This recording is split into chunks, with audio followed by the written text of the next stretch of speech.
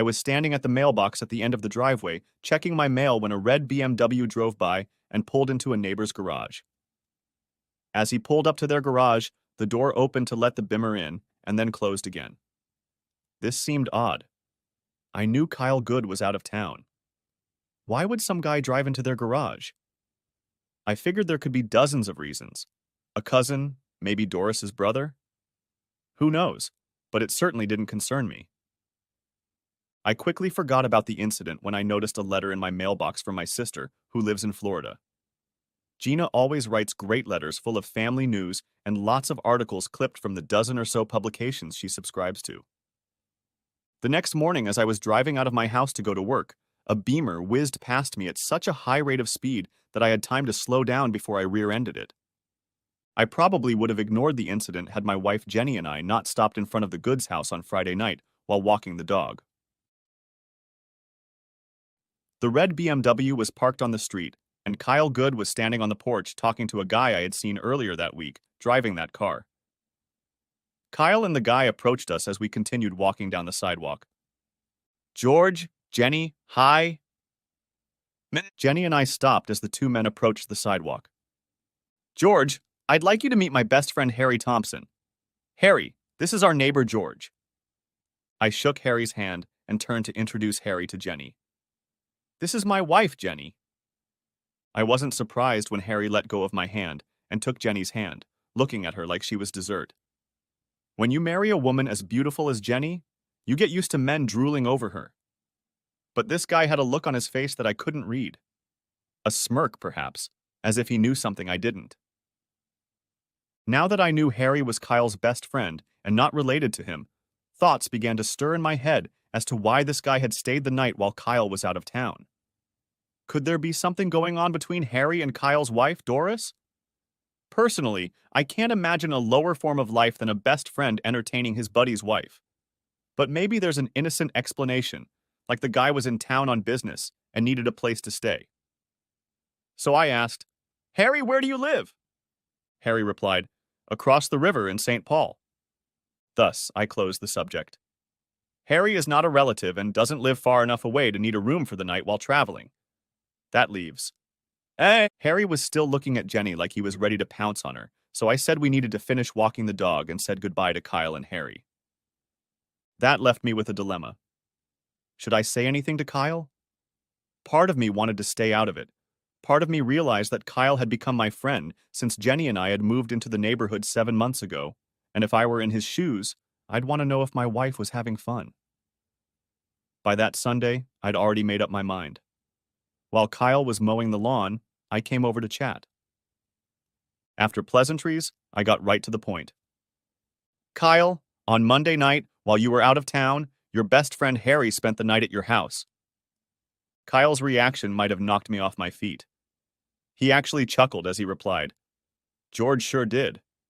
I bet he gave Doris a treat." My mouth was open. I had no words for Kyle's statement. Kyle continued to laugh, explaining, "George, I thought you knew.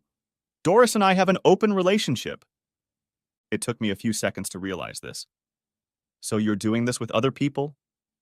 "More than that. Haven't you ever noticed that the cars here come every other month, when it's our turn to be hosts?" "Hosts?" I still hadn't managed to come up with a coherent response to Kyle's news when he asked the inevitable question. "Would you and Jenny like to join us?" The question snapped me out of my stupor. "No, Kyle, there's no way we would participate in something like that." As I turned to leave, I heard Kyle call out to me, "Too bad." Next chapter. The thing is, this isn't the first time this issue has come up recently. 3 or 4 months ago, Jenny and I asked me about it.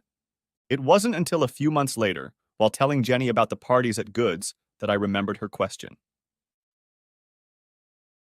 After I left Kyle's that afternoon, I walked back to our house.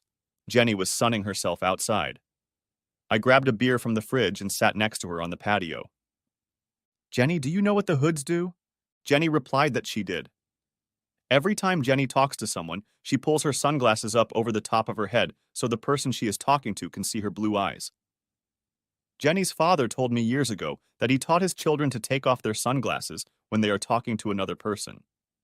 He told me this because he wanted me to follow the same advice. He was tired of talking to me when I shaded my eyes, and he said it made him distrust me. So I was suspicious when Jenny turned to me without taking off her sunglasses in answer to my question. No, George. Where did you get the idea? From Kyle. He said so right off the bat. I told him Harry spent Monday night at his house while he was on a business trip. He brushed it off, said he and Doris had an open relationship. Well, I don't see what that has to do with us. I can't believe you ratted Doris out to Kyle. Why would you do that? Jenny, if you were screwing with me, I'd want a real friend to tell me about it. It's still ratting. I thought all boys were taught not to be tattletales when they grow up. It all depends on the seriousness of the offense. You don't tell about insignificant things, but if it's important, then...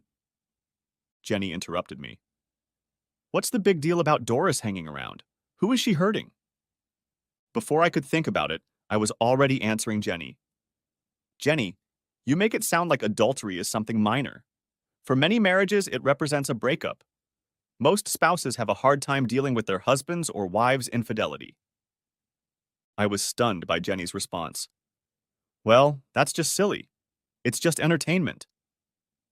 I was still stunned and silent when Jenny diffused the whole conversation. George, whatever the hoods do is their business, not ours. As long as we love each other, trust each other, and are true to our vows, we don't have to fight each other. Over the next few weeks, I watched Jenny more and more closely. I had to admit that almost everything in our daily lives was perfectly normal. There were no outward signals that might have made me suspicious, with two exceptions. First, one day when I picked up Jenny's smartphone to look up a phone number in her contacts, the phone was locked. This was new. Jenny had never locked her phone before, saying it was too inconvenient. Secondly, I noticed that Jenny was clearing the history on our computer. Again, Jenny had never done this before. Both a locked phone and cleared history are little things, but as someone once sang, "Out of little things, mama, one day come big things." None of these obstacles were difficult to clear. With some concern that I was violating Jenny's privacy, I managed to install a program on our computer that recorded all activities in the background. Jenny could erase her history, but the computer would still save it in a file that I could view. It wasn't hard to crack her phone password. I was completely at ease handing Jenny her phone and asking for her brother's phone number. I didn't even mention that the phone was locked, and Jenny didn't realize she was standing with her back to the mirror when she unlocked it. I held the phone in my hand, videotaping the image in the mirror while I waited for her to give me Matt's number. I read the messages on Jenny's phone every chance I got, and for weeks there was nothing unusual in them. Not a single call to anyone I might consider a potential lover. And nothing until I told Jenny that I needed to leave town for a week and a half on business. My job as a translator usually required traveling out of town every 2 months or so. The staff alternated business trips, so no one was stuck in them all the time. 2 days after I broke the news to her, at which time Jenny was acting very sad about me being gone so long, I read a message from Doris on Jenny's phone. We've made arrangements for Saturday. Last minute, but 5 couples have already confirmed because you'll be here again. And you know how excited Kyle and Harry are. See you? I was furious, almost to the point where I couldn't think straight. My whore wife, pretending to be sad, eagerly awaiting my absence to entertain a bunch of assholes. Rereading the text, I almost lost my senses. The word again was crucial. But it was time to get over it and start planning. I would have plenty of time later to mourn the end of my marriage. The next morning, I found and made an appointment with a divorce lawyer. Then asked my boss to let me skip the assignment. I made some bullshit excuse as to why I couldn't go and promised I'd make it up to my deputy later. He faltered, making a big deal out of the fact that I'd probably backstabbed my coworkers at least twice in the last year. After some grumbling, he agreed that I could take 10 days off. Thursday morning, I kissed Jenny goodbye, and instead of going to the airport, checked into the Residence Inn. I used the company credit card to rent a car, which was a clear violation of company policy, but by this time I didn't care and bought everything I thought I might need. On Friday, I met with a divorce attorney to see what my options were and what it would take if I divorced Jenny. Things weren't pretty. We would essentially divide all of our assets, and I might have to pay her alimony for 5 years. Jenny had a part-time job that paid very little, but gave her a discount on all the clothes she bought. Jenny loved to dress nicely. It was never a big problem. The house was always tidy, dinner was on the table most of the time, and I made good money. Now her meager salary meant that I would need to supplement her income until she could retrain for a career. Wait a minute. Are you saying she can shit on our marriage and I still have to pay her? The lawyer shrugged. Yeah, ever since the laws changed, that's the way it goes. Adultery doesn't matter if you divorce your spouse. I realize now how naive I was when it came to my wife and when it came to the law. Let's say I don't want the system to screw me. What are my options? The guy smiled. Before I say another word, write me a check for $500 because what I'm about to say implies that you and I never had this conversation and will never see each other again. I wrote the check and held it out to him. First, let me ask you 2 questions. Do you like your job? Are there any relatives nearby that you miss? I replied, I hate my job, and my parents and sister moved to Florida. The guy leaned back in his chair. Then I'll continue, but this isn't legal advice. I'll just tell you how I would have handled your situation. He paused for a second, perhaps choosing his words. I'd bloody disappear. Take what I could from the accounts and get the hell out of Dodge. That's another thing if you had kids. There's no way I'd advise a father to abandon his kids, especially with a whore mother. But in your case, I say it's a big world. Take the time to look at it. That was the last thing I expected to hear. I had to ask. Why such a drastic solution? Wouldn't I be better off taking my chances in court? You picked the wrong lawyer to answer that question. 4 years ago, I caught my wife with a trainer. The whole thing was videotaped. The tape showed them laughing at me as I worked out, and they made me look like a wimp. Nasty shit. I divorced her, even got one of the best divorce attorneys around, better than me. 4 years later, I still pay her every month and will for the next year. That's the reward you get if you treat your wife like a queen and don't force her to find a good-paying job while you are married. Let's face it, the system is rigged against people like you and me. I walked out of the lawyer's office, shaking my head, but already starting to formulate my plans. But first, I needed to know exactly what Jenny was doing with the neighbors. Next chapter. The party was scheduled for Saturday night, and if I was lucky, it would be at the Hood's house. We'd been there often enough for barbecues and pool parties that I knew the location of the house and was confident I could set up there and peek in on the festivities.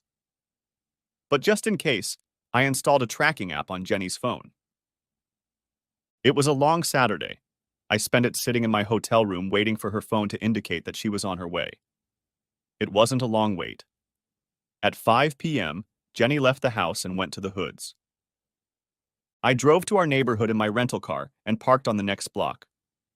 The Hoods have a small shed in their backyard, and I was able to sneak in without anyone seeing me by swinging over a 6-foot fence. For the next 2 hours, I used a movie camera and a camera to document the Hoods' shenanigans. You can't understand the real pain in your heart until you see the woman you love, with whom you plan to have children and grow old together, cheat. After almost 2 hours of such action, I had the faces of all the participants written down. It was time to leave. As I sat in the car trying to calm down, I wanted to cry, but I didn't. I wanted to hurt Jenny and all her girlfriends, but I didn't. Instead, I went back to my hotel room, stopping by to buy a 5th Jack Daniels. I sat there wondering what I should do next. I didn't get drunk.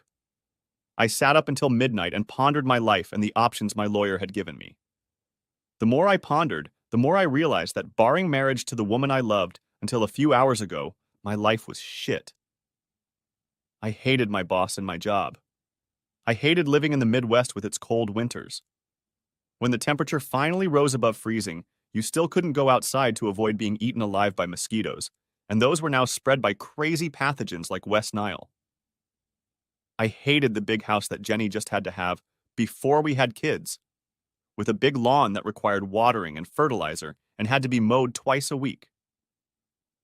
There were very few neighbors I didn't care about, and that number had been cut in half. That I would leave Jenny was now a given. I've heard that there are guys who can tolerate their wives' infidelity. There are even some who enjoy it. How? I don't know. But that's not going to happen to me. I tried to fall asleep. It was difficult, but eventually fell asleep, staring at the ceiling of the hotel room for what seemed like hours, pondering how I'd screwed up and why things had gotten this way. Next chapter. After graduating from the University of Minnesota with a double major, German and Russian, the Army offered me a job. All I had to do was sign up for the next 4 years. The advantage the Army had over other options was that I wouldn't be doing 2 or 3 years of roughing it. I would take a real translation job right after basic training. I met Jenny my senior year of college while serving in the Pentagon. Jenny worked as a waitress at a bar where my friends and I would hang out. I won't lie, the main lure was her pretty face, cute smile, and killer body. We dated for 7 months before I popped the question. Jenny said yes, and we got married and built a house in Minneapolis 2 months after I got laid off. Jenny had limited abilities. I hate to say it, but for all her wonderful qualities, intelligence was not one of them. I couldn't imagine her getting another job at the bar. Hell, it was hard enough with all the guys hitting on her when we dated. Even though it meant less money, Jenny found a part-time job selling dresses. Money wasn't an issue because I was making good money, enough to buy our dream house 4 years later when prices hadn't fully recovered from the housing crash. Our primary reasons for moving to Minneapolis threw me a surprise 2 years after we moved. My dad got an offer to retire early. He and my mom decided to join the other snowbirds, sold their house, and moved to sunny Florida. My sister, who never appreciated Minnesota's cold winters, followed them. I don't want to make excuses for Jenny. There is no excuse for her participation in the hoods parties. But I think that when my mom and baby sister moved to Florida, a void was created in Jenny's life. A void that may have contributed to Jenny's subsequent affection for our new neighbors, especially Doris. After Jenny and I bought the house, we gave ourselves a year to get it cleaned up and ready before we were going to get pregnant. Instead, I'm trying to fall asleep in this strange bed, wondering what I'll be doing a year from now instead of holding my newborn baby in my arms. Waking up Sunday morning, I was glad I took it easy on the JD last night, and the hangover didn't make me feel any worse than I already did. Across the street was a diner that served a decent breakfast.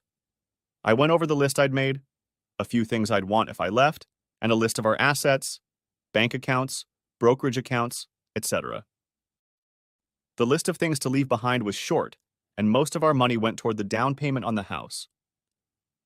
Back in the room, I spent a couple hours sorting through the photos and videos from the previous night. It's amazing how much detail these digital cameras can pick up, even in low light. I've highlighted the best shots, the photos of the other participants I saved for another day. I didn't consider any of them innocent. They had to know Jenny was there without her husband, and in my opinion that should have made her unavailable, so to hell with them. On Monday, I got serious about an exit strategy. Jenny wasn't expecting me back from my business trip until Friday, and I had 4 days to pull everything together and try to do it right. I went to the first of 5 local car dealerships in search of my next vehicle. After finding what I wanted at 2 dealers, I made a deal with the one who gave me the best offer and drove off the dealership lot in a used converted camper van and a check for $2,000, leaving behind my 1-year-old Chrysler 300. The dealer got a better deal, but I made it through and now had a vehicle to travel in. Tuesday and Wednesday were spent getting my finances in order and outfitting the camper with everything I needed for a long trip. By Thursday, I was ready, the day before the deadline, and one of the days Jenny was working at the store. Back at our house, I loaded all the things I needed into the van. There wasn't much, and it didn't take up any more space in the van than I needed. On the kitchen table, I left a note with 2 pictures. One was of her with Hood and Thompson, The other was our wedding picture torn in half. I thought about leaving my wedding ring, but figured I could probably sell it somewhere along the way. It was gold and should be worth at least a tank of gas. The note said, "Jenny, I will not live with a liar and a cheat. Goodbye." Next chapter.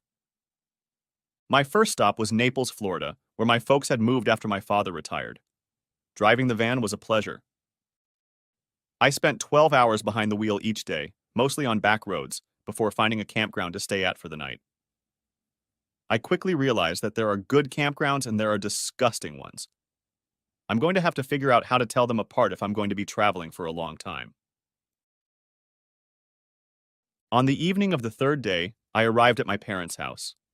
I got a big hug from my mom and even a manly hug from my dad. They knew I was coming to visit, but they didn't know the details. It wasn't going to be easy. They both loved Jenny and were looking forward to the phone call about becoming grandparents. "What's going on, George? Why are you here?" I didn't want to talk about it right away, not here on the porch of their house.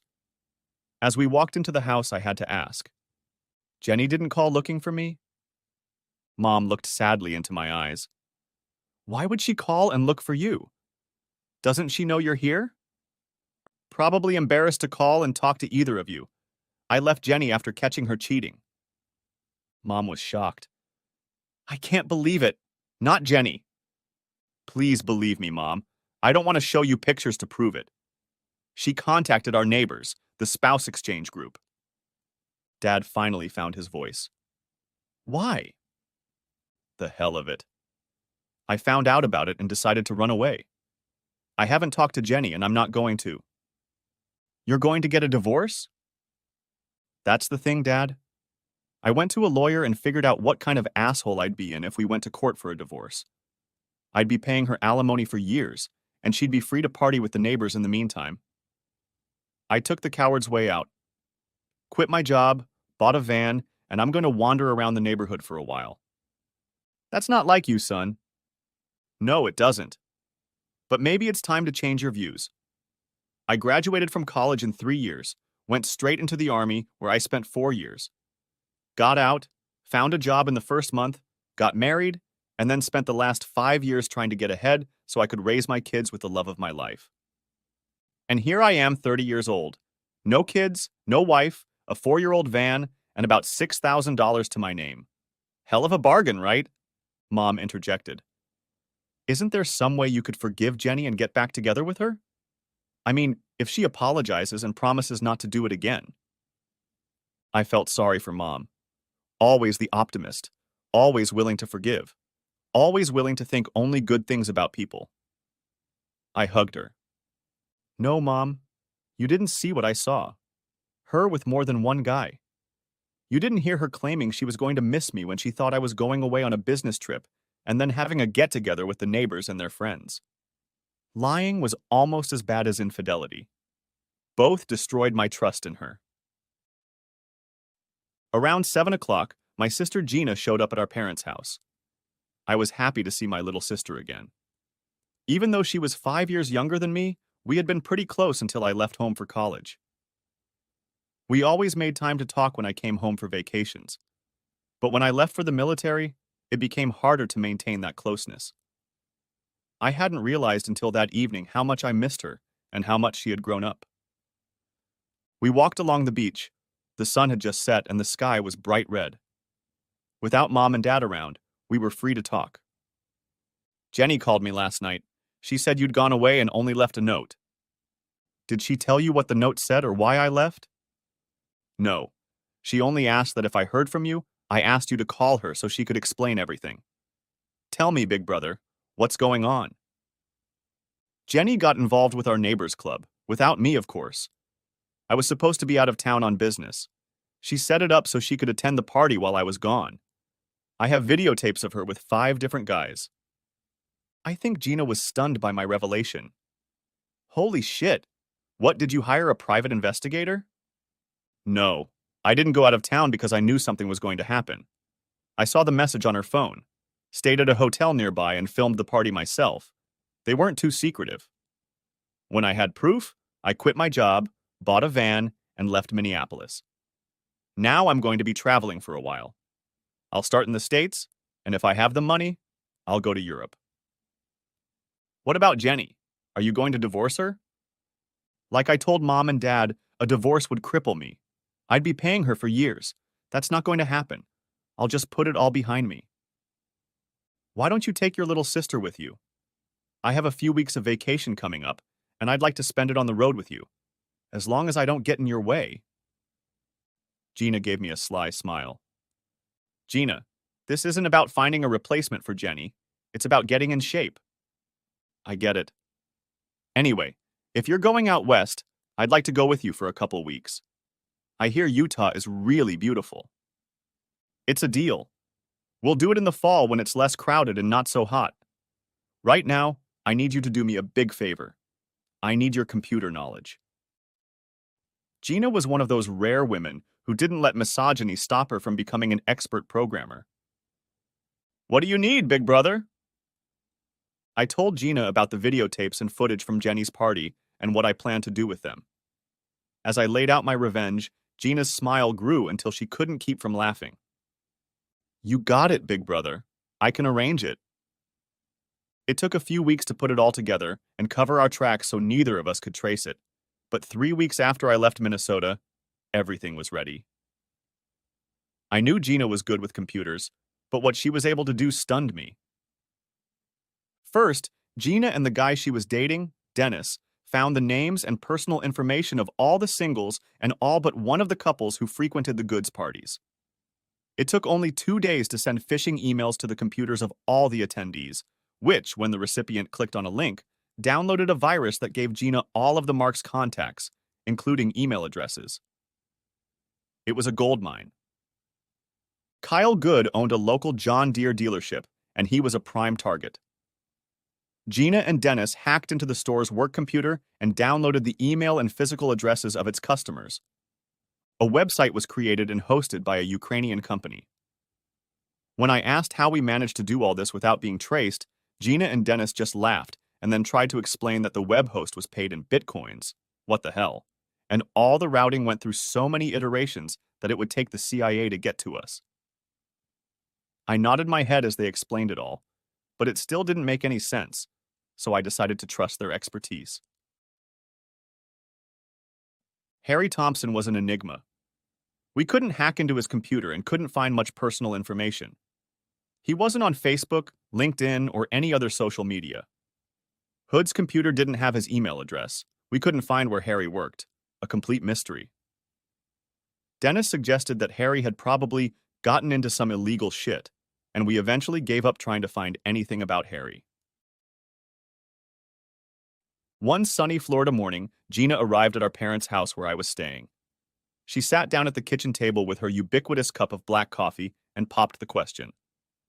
All set, big brother. The website is up and running, the emails are loaded, a couple hundred emails to goods customers who don't have email accounts are stamped and ready to go. Are you ready to pull the plug from the socket? It was time to act. Yes, Gina, it's time. Let's get started and have a little fun. Gina pulled out her cell phone and gave the command. Dennis, send emails. Gina looked up at me. A friend of ours is going to Vegas today. He'll take the emails to the post office when he lands, and then no one will be able to trace them back here. I think we've covered our tracks as best we can. Thanks, Gina. Thanks for everything. I'll hit the road tomorrow and begin my travels. Gina held out a credit card to me. Dennis suggested something else. It was his idea for me to get a credit card in my name, in case I need to pay for something and can't use cash. He said that many state and national campgrounds require reservations, and you need a credit card for that. It's in my name, but it won't matter if you book the rooms in my name, and I won't complain to the bank's fraud department about being charged. That way, no one can trace you back to your card. It has a $5,000 credit line on it. You'll be able to pay me off whenever it suits you. I hugged Gina. It was almost too much to expect. Thank you. Thank Dennis, too. Well, don't forget that you promised we'd be spending time traveling together soon. Like I said, it's too hot and too crowded in Utah's national parks right now. Let's make an agreement to get together at the end of September and visit some of those parks. Having agreed to spend 2 weeks in September, Gina went to work. I, on the other hand, went to get the van ready for the trip. The next morning, I kissed my mom goodbye and gave my dad a manly hug, thanked them for letting me stay for a while, promised to be safe and stay in touch. And then my dad surprised me by leaning out the open window of the van's passenger door. "I love you, son." I always knew he loved me. He'd shown it to me in 1,000 ways while I was growing up, but he'd never said it before. My eyes clouded over as I pulled off the road. I took the back roads north to Virginia's Blue Ridge Parkway and spent a week traveling southwest to North Carolina. Traveled north to Nashville, where I spent 2 days on Broadway listening to great music. I visited the National Monument in Shiloh. I've always wanted to see it since I did a report on the Western battles of the Civil War back in high school. I headed west, planning to stop in Memphis to spend time on Beale Street and perhaps visit Graceland. It was deep into the night. I was asleep in a van parked on State Highway 64 east of Bolivar, Tennessee, when I was awakened by a knock on the door. It was a state patrol officer standing with one hand on the butt of his service pistol. The holster was unholstered. "What can I do for you, officer?" "How long have you been parked here?" "I got here around 10 o'clock last night. Too tired to drive any further, so I decided to sleep for a few hours." "May I see your driver's license, please?" I handed him my license and he walked back to his patrol car to summon it. I sat in the passenger seat and waited for him to return. When he returned, I became concerned. There was something about the way he was looking at me. He still had his hand on his gun. "Mr. Baker, did you know there was a warrant out for your arrest?" "No, I didn't." "Does it say what I am alleged to have done?" "I don't know the details. It's a warrant for a misdemeanor. For what reason is someone looking for you in Minnesota?" I laid out the officer's version of what happened in Reader's Digest format, then added, "I guess some judge awarded my wife alimony, and I haven't paid it." The officer smiled. "Well, I have to bring you in, but right now I have to chase that car that just went by. I think it was a drunk driver and that takes priority over your warrant. You can stay here and wait for my return, or you can, 30 minutes from the state line, head south on Highway 18 and get out of my jurisdiction. You know what I'm talking about?" Since I missed Beale Street, the siren song of New Orleans and its Bourbon Street called to me, and I continued south. 3 days of drinking and listening to jazz, Zydeco, and Creole music had blown a hole in my wallet. I took off my gold wedding ring, bought a tank of gas, 2 bottles of Dixie, and a huge bowl of Tuffy's, then headed west out of town. I needed to avoid the big cities and the associated expenses before my funds dried up. I still had a few thousand left, but I was spending it too quickly. I talked to a few other vagabonds and learned from them how to limit the expenses associated with my new lifestyle. I learned how cheap it was to dry camp on BLM, Bureau of Land Management, lands. One of the couples I met along the way suggested I go to Big Bend National Park. They said it was like heaven. What the heck? I had nowhere to go and no one waiting for me to get there. I headed to Big Bend. Next chapter. I sat behind the bar at the Starlight Theatre Steakhouse in Terlingua, just outside the park boundary, and listened to the group of Australians at the next table shower each other with barbs. I was probably watching them too closely, trying to catch the meaning of the dialect, when the largest of them, a man of 66 and weighing at least 240, rose from the table and stood beside me. "It's not polite to eavesdrop on conversations, buddy." I must have been in a smartass mood, because I could have gotten a punch in the nose for my response. "I wouldn't call it eavesdropping, since I can't understand half of what you all are saying, and even with that ridiculous accent." The mountain man backed away. "Well, you're a cheeky Yankee. What makes you think it's our accent that's funny and not your own?" "Well, you're sitting in a Texas bar, so it's your accent that's weird. If we were sitting in a Brisbane bar, it would be mine. And considering you're a guest in my country, let me buy you a beer." Any hostility was negated by my refusal to be intimidated, and more importantly, my offer to buy him a beer. The mountain man held out his hand. "My name is John. The beer is Foster's, and you are invited to join our table." "My name is George, and I accept the invitation." I hadn't spent any social time since Florida, and while I only understood half of what was said, except when the speaker was kind enough to explain in English what he meant, I had the best time I'd had in months. These people knew how to drink and have a good time. Even the ladies drank under the table with me. There were 8 of them. They had traveled together and spent 4 weeks in the US, starting in Dallas. Eventually, they invited me to join their traveling caravan. It turned out that they had split into couples. One of the couples, James and Sarah, were married, and the rest had a friends with benefits relationship. Despite being out of my depth, I decided it was too good an opportunity to pass up and spent the next 2 weeks with them. Leaving Texas, our caravan traveled to Roswell, New Mexico. The Australians were eager to see where all the hysteria about UFOs had started. It was pretty much a failure, but at least now we could all say we'd been there and cross it off our respective lists. White Sands Monument was interesting. Although the men wanted to continue west to Tombstone, they were all big fans of the movie starring Kurt Russell and Val Kilmer. The ladies outweighed. This is going to be another tourist trap, and instead, we headed north to Colorado. I stayed out of the discussions and was happy to be anywhere with this happy bunch. The Rocky Mountains of Colorado amazed me. I wasn't prepared for such beauty. I grew up in the Midwest and spent all my time east of the Rocky Mountains. The Australians and I spent the last week together, zigzagging across the state and then splitting up in Breckenridge. They were heading back to Texas, and I was headed to Grand Junction, where Gina was scheduled to fly in to meet me. We spent our last night at a bar on Main Street, after which I said goodnight to them, promising that I would make it to Australia someday. As I was walking back to my van, Mary came up behind me and took my hand. "Can I stay with you tonight?" I was surprised, pleasantly surprised, but I didn't want to fight with my new friends, and I never wanted to be that guy who messes around with another man's woman. "What about John? Won't he be upset if you spend the night with me?" "John has his sights set on that blonde from America, and from the looks of it, he'll spend the night with her. John and I travel well together and have fun, but we're not what you'd call exclusive." Mary's offer was tempting. I've never had a one-night relationship before. I guess I'm an old-fashioned guy who likes to be committed to a relationship when I sleep with a girl. "Does that mean you don't want to sleep with me?" I looked at Mary, determined to end the lingering stalemate. "Hell no. Come with me." We drove back to the campground while Mary rubbed my ego, telling me that she had been hoping for this opportunity since the moment we met. "And the other girls will be green. We all think you're a cute and special guy."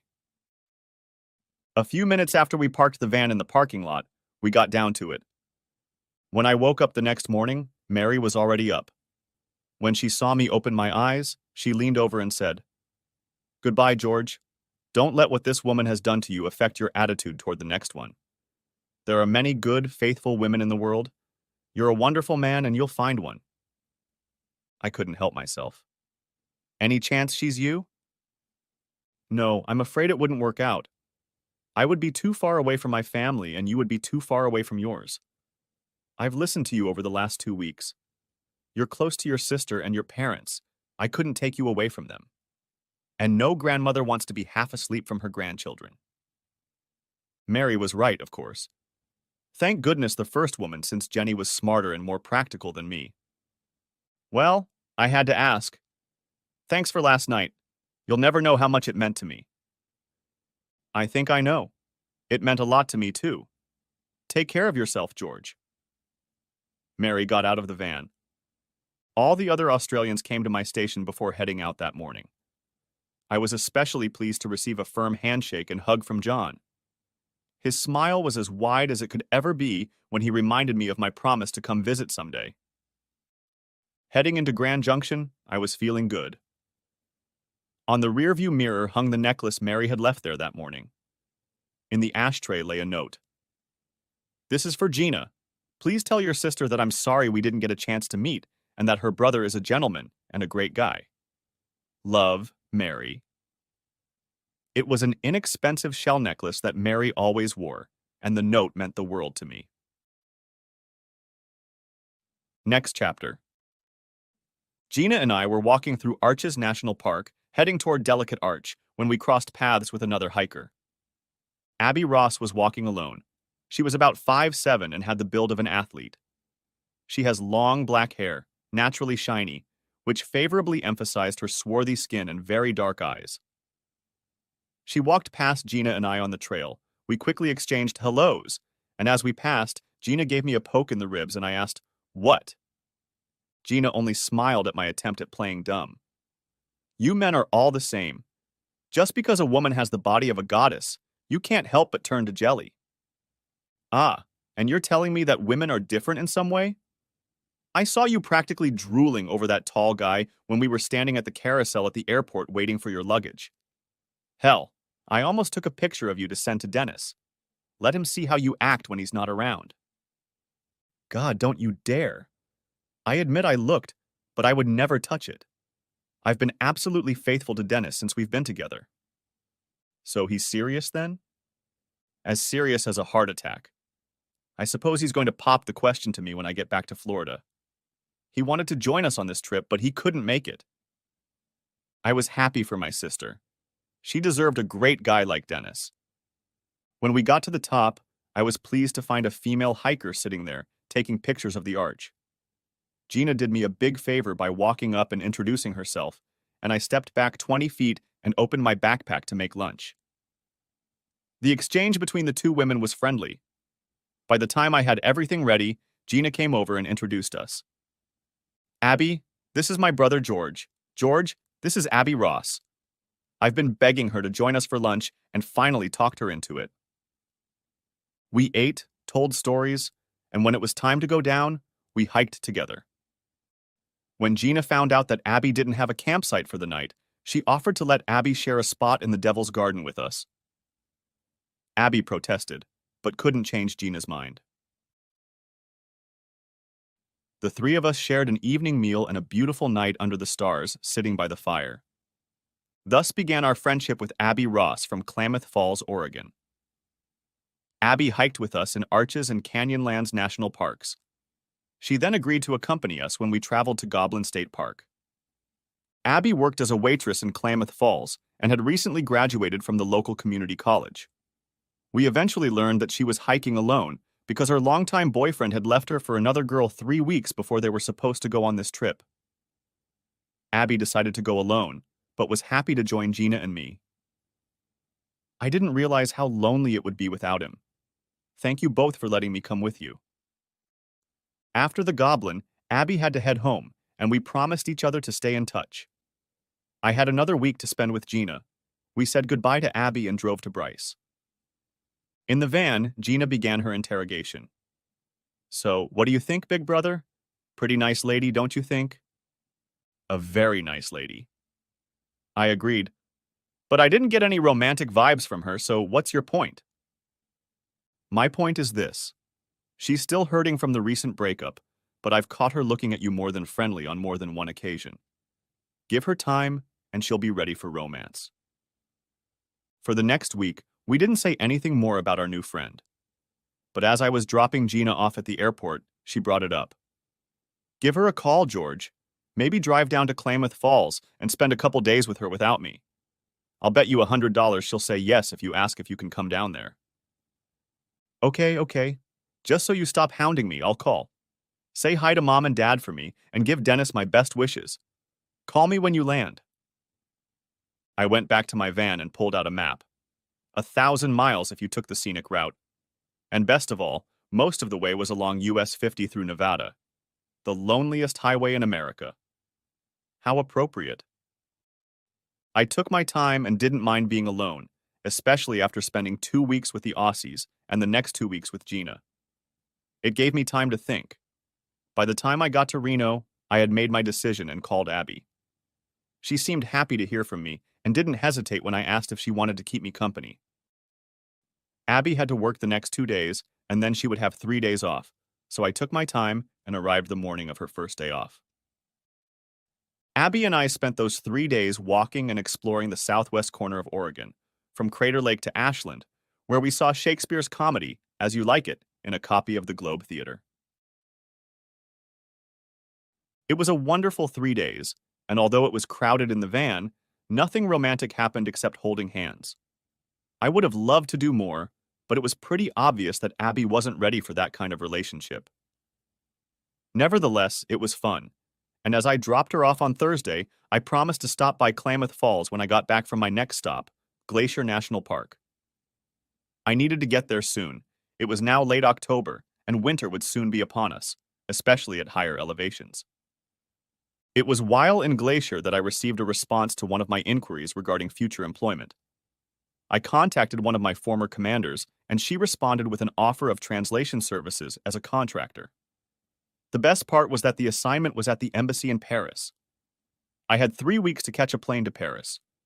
I left Glacier that afternoon.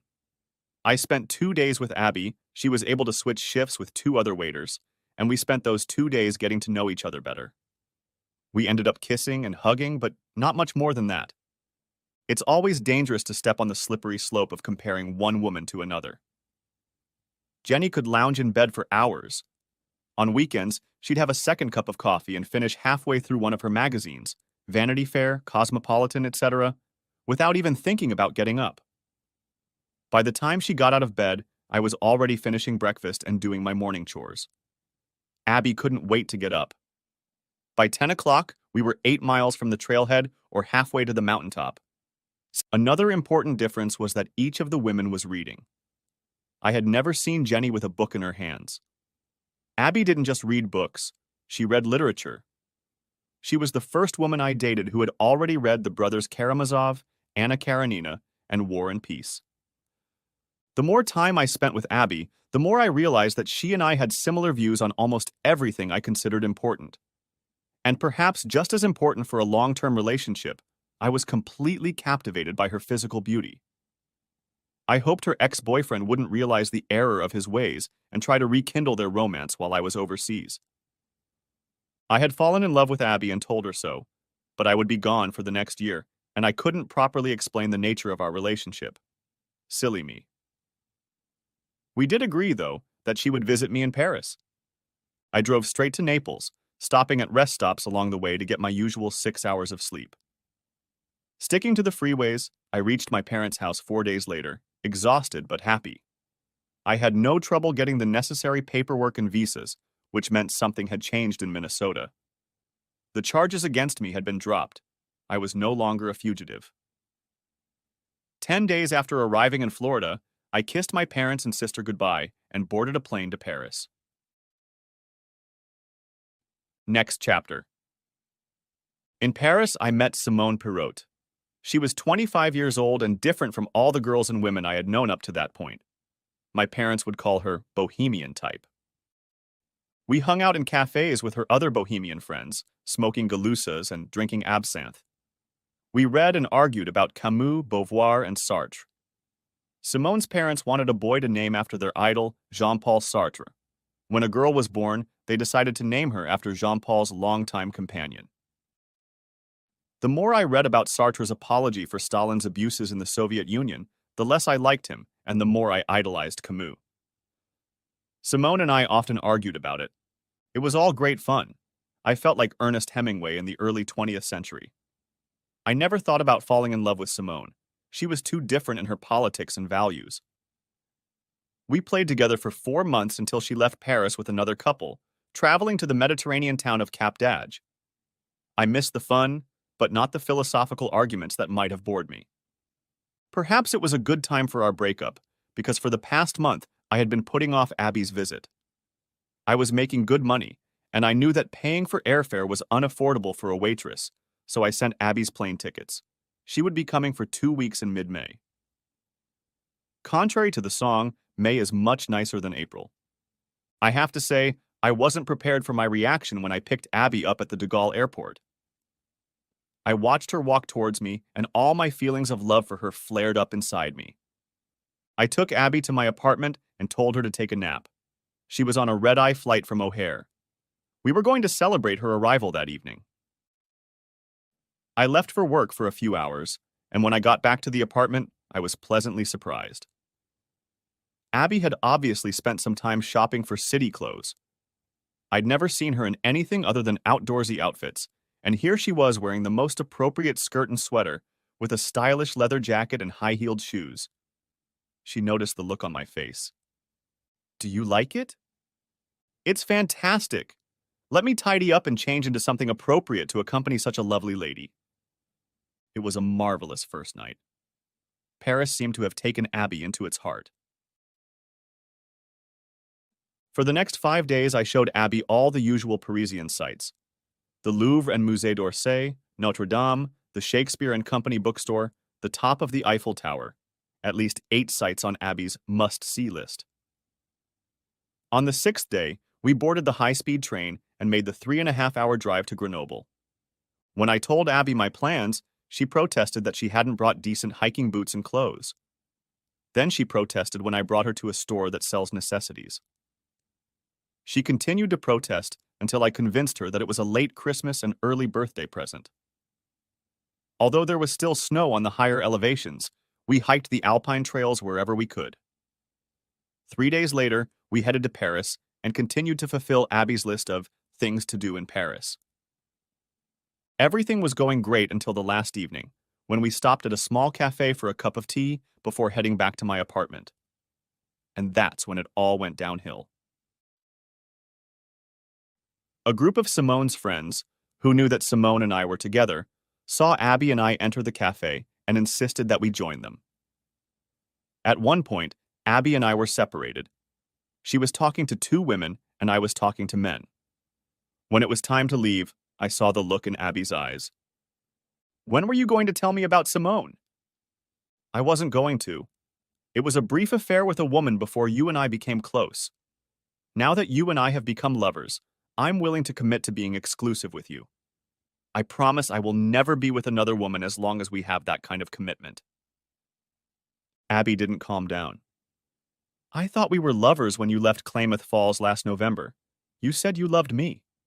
I thought that meant something. I said I was falling in love with you, and it did mean something. We had to determine what it meant. Abby began to cry. What a fool I am. She went to the bedroom and began to get ready for her flight, another red eye. She walked out of the bedroom with tears in her eyes. I'll take a cab to the airport. Let me drive you. No, I need to be alone right now. I'm sorry this happened on our last night. I had such a good time with you, and now I feel like I'm just a substitute until Simone goes back to Paris. That's not true. Maybe it isn't, but it feels that way to me, and I need to think it over. Call me and we'll talk. It may be some time before we can talk. I'm traveling to Moscow tomorrow for important negotiations. While I'm there, communications will be limited because of the nature of those negotiations. Let me take you to the airport. No, just call me when you can. I love you, George Baker. She left without another word, but before the door closed, I told her. And I love you, Abby Ross. I was right. For the next 2 weeks in Moscow, communication was short and limited to family members. By the time I returned to Paris, my first phone conversation with Abby was strained. Before we could mend our relationship, I traveled to Moscow again because the agreements reached during the first round of negotiations were crumbling. Bad timing. Abby wasn't a bitch. On the contrary, she did her best to tell me that she understood me. But we needed to talk, and as soon as possible, before things fell apart. Next chapter. Gina, Dennis, Mom, and Dad came to visit in July. One of the great advantages of serving in Paris was that it didn't take much effort to convince people to come to visit for a while. Try doing the same at some of my previous Army duty stations. Gina brought great news. Jenny had called her to explain why I was no longer a fugitive. Jenny was renting out our old house to a couple, and they wanted to buy it. The sale of the house would be enough to pay off the mortgage and any remaining money owed to Jenny. If I signed the quitclaim deeds to the house, Jenny would think it was okay. Most importantly, Jenny filed for divorce, claiming she had been abandoned. We would be officially divorced by June of the following year without any further effort on my part. Gina had the papers. I signed them and mailed them to Jenny. We had a wonderful time in Paris. The only exception was when Gina sassed me for letting Abby go, in her words. Gina, I'm not trying to... I'll work it out when I get back to the States. I promise. Damn, you're such a fool, big brother. Do you really think a woman with such virtues, beauty, personality, and brains is going to sit around long enough to pine for your sorry ass? She was right. But for the next few months, there was little I could do but Skype with Abby and write love letters. My first stop on my return to the States was Klamath Falls. Abby not only welcomed me with open arms, she did everything she could to make me feel like we were a couple again. But there was one big problem. I needed a job, and the only West Coast offer I got was from a technology company in Los Angeles. Family was very important to Abby, and she wanted to stay close to her folks, while I needed to be somewhere where there were opportunities for my specialty, and Klamath Falls wasn't the place where those skills were needed. We were finally both on the same continent, but we lived 700 miles apart. For the next few months, we spent at least one weekend a month together, either in Klamath Falls or Los Angeles. In May, we took 2 weeks off from work. My boss swore but approved unpaid leave, in the interest of love, to hike Joshua Tree, Kings Canyon, and Death Valley. There was no doubt that we were right for each other, and in love, but I still had a hard time deciding to get married. This was most likely due to my own insecurities and other trust issues. Let's face it, my history of relationships with women didn't inspire confidence in me. Jenny hadn't dumped me, but I wasn't enough for her to remain faithful. And even though we weren't right for each other, it was Simone who dumped me, not the other way around. Abby claims to love me, but not enough to leave her family and join me in California. Abby and I continued to see each other at every opportunity. I was 100% faithful to her and had little doubt that she was too. I didn't give up. I kept looking for a way that we could be together. Next chapter. Sometimes life throws you curveballs, sometimes beanballs, and every once in a while you get a big, fat pitch that hits you right in your sweet spot. You can't help but hit it back. That July, I got 2 fat balls. First, I was contacted by a New York publishing house and offered the job of a lifetime. I was chosen to translate Joseph Stalin's personal papers and letters from Russian into English for a forthcoming book. Previously, these documents had been translated by a Russian, but the publisher realized that much had been sanitized. I had to do a second translation without bias. The job would take a little time, and best of all, I could do it from anywhere, even Klamath Falls. Then, less than a week after signing the contract with the publisher, the unbelievable happened. 2 years and 2 months after I left my home in Minnesota, I woke up to someone knocking on my door. I put on sweatpants and went to the door, opening it and wondering who could have been rude enough to wake me up at 7 in the morning. There stood Jenny. "Hi, George." I hadn't expected such a greeting after all this time. I looked at Jenny's hands to see if she had a gun, but all she held was a manila envelope. "May I come in, George?" I stepped aside, letting Jenny into the room. "Should I make some coffee?" "That would be fine. I left the hotel this morning before breakfast." I decided to be nice. Time softens a broken heart. "I'll make scrambled eggs." "I didn't come for breakfast, George. I came to deliver this." Jenny held out the envelope. "Our divorce was finalized 2 months ago. I thought you should know. I listed abandonment of the child as the reason." I took a cursory look at the papers. "You could have mailed them. I don't have anything to sign." Jenny began to lose her composure, her voice getting louder. "I wanted to hand them to you in person. I didn't want to be a coward like you. I wanted to look you in the eye so you'd know how much I hated you for leaving me like that, without a word, just a note. And I wanted a wife who wouldn't spread her legs in front of a bunch of assholes." Jenny collapsed on the couch and burst into tears. But that didn't stop me from continuing. "You have no idea how my heart broke when I saw you with Hood and the other clowns." Jenny had the sense to apologize between sobs. "I'm sorry." "Me too. I thought we loved each other and were ready to start a family. I was ready to have kids, and then that bitch Doris started coming over to our house for coffee. She filled my head with all kinds of nonsense. Said when you finally realized what you were missing, you'd join their group. That wasn't meant to happen. I really meant it the day we exchanged vows to leave everyone else behind. And I really meant it all those times I said you were the only woman for me. Jenny lowered her head, dropping her eyes to the floor. My curiosity took over and I asked her, "What happened after I left? Did you stay with the band?" "No, I never did again. After I got home and found your note, I didn't talk to Doris probably more than 2 or 3 times, and that was only when I couldn't get around to it. Besides, your little bombshell blew everything up." Jenny noticed the look in my eyes when she said, "Your little bomb." "Oh, George, don't pretend you weren't the one who posted the videos and pictures or sent anonymous letters to half of Minneapolis. Everyone suspected it was you, but no one had proof." "There was.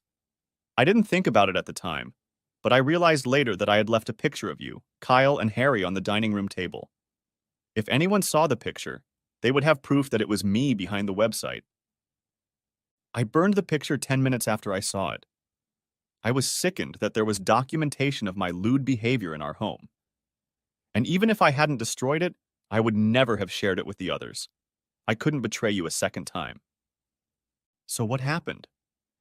"First, Kyle Good lost his John Deere dealership. He had a community compliance clause in his contract with Deere. Who would have thought that progressive Minnesotans would be so outraged by Good's parties? When people stopped buying from the store, Deere walked out, leaving Kyle to peddle cheap Chinese tractors and other nonsense. The store went bankrupt, Kyle was up to his eyeballs in debt, Doris left him for Harry." "No shit?" I was pleased with this turn of events, but Jenny wasn't done yet. Kyle blew his brains out. "And Doris got to live happily ever after with Kyle's best friend?" Jenny shook her head. "No, it turns out Harry had anger issues, and after he put Doris in the hospital, he ended up in jail. He'll spend at least 8 years there." "8 years for hitting a woman? What did he do to her?" "Oh, it was for a reason. When the cops went to his house, they found he was distributing drugs. It just kept getting better and better." I couldn't keep from laughing. Jenny continued. "The other 2 couples moved out." "What about you, Jenny?" "Well, except for completely screwing up my personal life by pushing the man I love away from me. My professional life turned out well. No one gave a second thought to the personal life of a clothing salesman. I cut and dyed my hair, and most people didn't even realize it was me in those videos. But some did guess, and every now and then I had to deal with the consequences. I transitioned to full-time work and took community college classes in the evenings, got my AA degree, and now run a Banana Republic store in St. Louis Park. Good for you." And I meant it. Like I said, time had softened me. Jenny started to cry. "Will you ever see us back together again, George?" I may have softened, but my brain hadn't turned into Swiss cheese. "No, I'm sorry, Jenny, but it's not going to happen. All the trust is gone. Seeing you with those assholes shattered it. And you know as well as I do that a marriage without trust is never a happy one." "I knew you'd say that, George, but I just had to ask. As soon as I saw your face and heard your voice, I was reminded of what I had given up. So I had to try again. Forgive me, George." At those words, Jenny sobbed. Hell, I had once loved that woman with all my heart. That night, Jenny and I had dinner.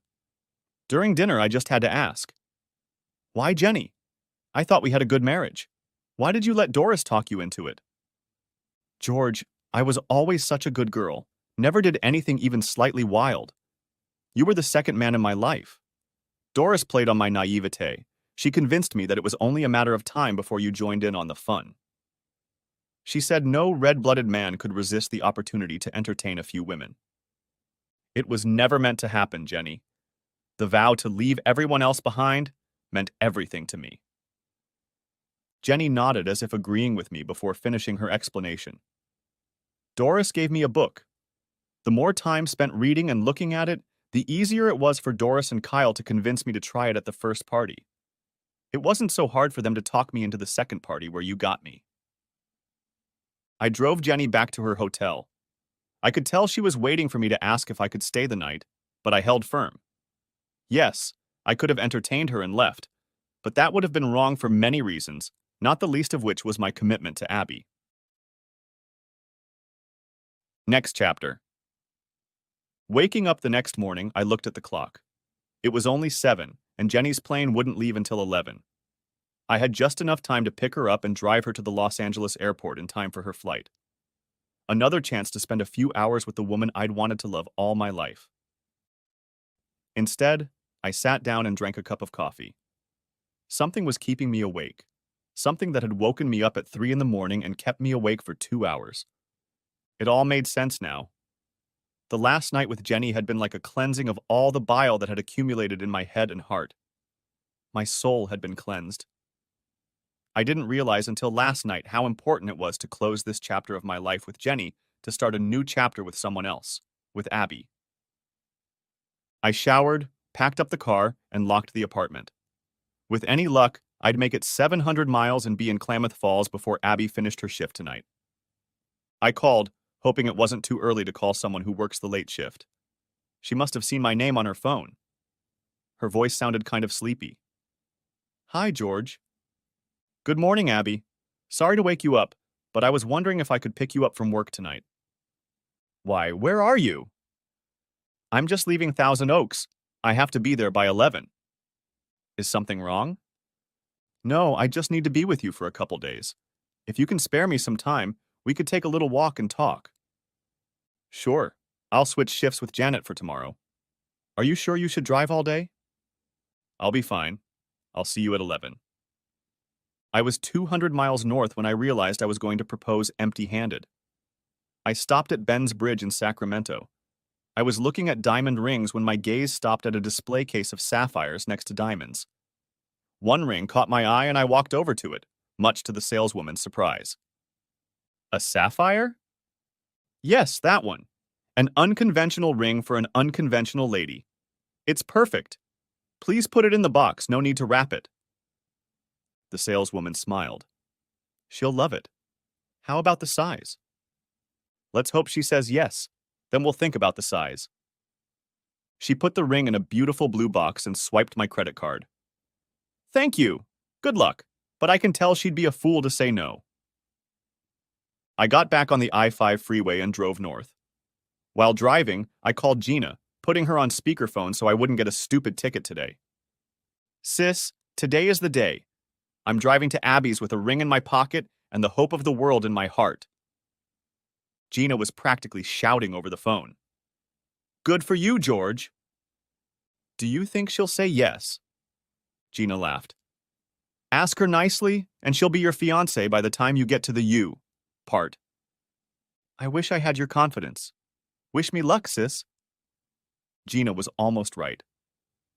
I pulled up to the front door of the pub at 11 minutes past 5, and Abby came out to the car.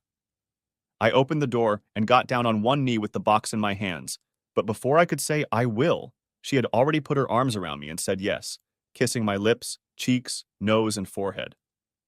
It looked like I was going to get married again. We spent the next 2 days visiting her family, hiking in the mountains and making love. Abby was especially excited to hear about my new contract. Seriously, George, am I going to marry you and live here? It was then that I realized that Abby had said yes to my marriage proposal without asking about how we would live. Now, with my new contract, it was a moot point. We would be able to live and raise our children, and she would have the support of a mother and father. Best of all worlds. 2 days later, I was on the road again. It was time to head back to Los Angeles and break the bad news to my boss. When I got back to my house, there was a note hanging on my door. George, I had some time this morning before my flight, and I thought I'd stop by to tell you again how sorry I am for betraying your trust in me. I don't know if we will ever have the opportunity to see or talk to each other again. But please understand, I know it was my immature, selfish behavior to listen to Kyle and Doris's bad advice. The only reason why we are not husband and wife today, and why I will never have our children. The children we planned and worked for. I will love and miss you always. BTW, I realize that you spared me the pain with the video. I know you had to capture me with those other men and in situations that I will be forever ashamed of. I think you did it to spare my parents and maybe spare me.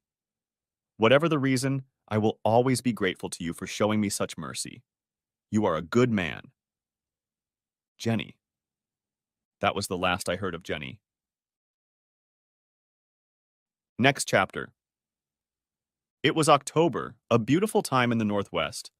Abby and I were having a small wedding in Klamath Falls. Mom, Dad, Gina, and Dennis came to the wedding. 2 of my friends from the Army came too. That was the general contingent of the Bakers. On Abby's side, friends from high school, college, family, and co-workers walked down the aisle. We had an open bar, appetizers, a live band, and a dance floor. It was a lot of fun. Abby and I stayed until the last guest left. Our honeymoon was something completely different for us. Instead of spending a week camping in the woods or in the desert, we booked an entire week on a beach in the Virgin Islands.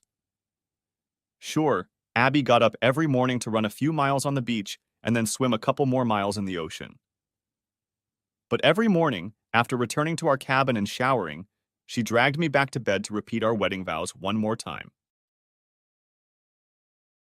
Epilogue.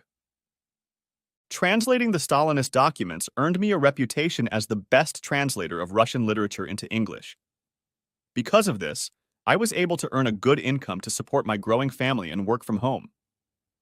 Sometimes I had to travel to meet with authors or publishers, but that was no more than 3 or 4 weeks a year. Abby's mom died of cancer a year after our first son, George Adam or GA, was born. She went quickly, too quickly for Abby, but at least she lived to see her grandson and suffered briefly from cancer.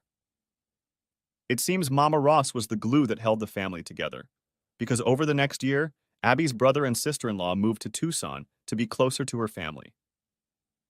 Abby's father said he was sick of the cold weather and moved to Baja, Mexico, near Ensenada. Suddenly, it became clear that there was no reason for our family to stay in Oregon. Abby was the one who brought it up. I think it would be great to live close to your folks and Gina. They could spend more time with GI. We sold our house in Klamath Falls and moved to Naples. 9 months later, Gina Abby was born. Mom and Dad couldn't be happy. I couldn't either. The end. Thanks for watching. I hope you enjoyed it, so subscribe to my channel and watch the next video.